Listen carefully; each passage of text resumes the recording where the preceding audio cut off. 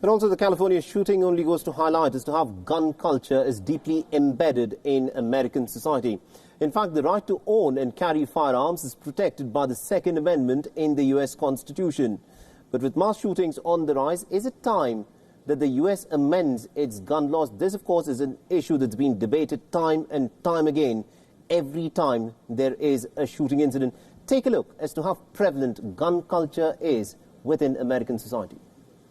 Gun culture is deeply embedded in American society.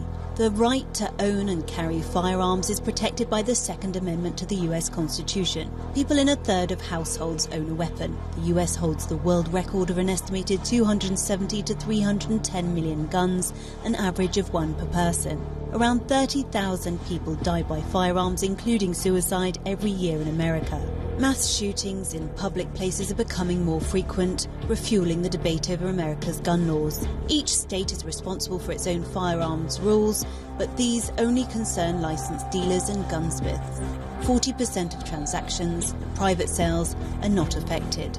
Former US President Barack Obama repeatedly tried to introduce a ban on assault weapons and more stringent background checks on gun buyers. The powerful US gun lobby, NRA, is firmly against any clampdown or restrictions to citizens' rights to own guns.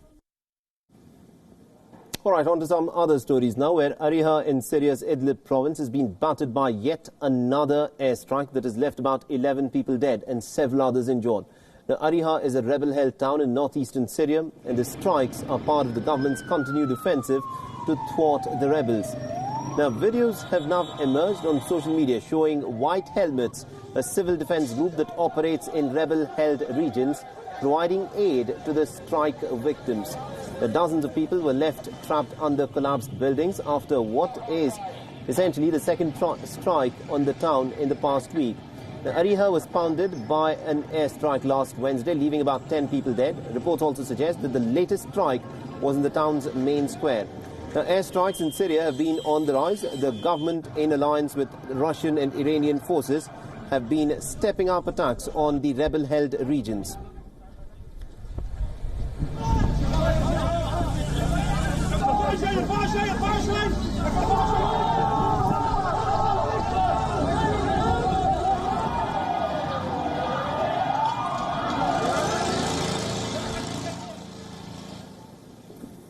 And also last Friday, United Nations Human Rights Chief Michelle Bachelet condemned what she called international indifference over the strikes.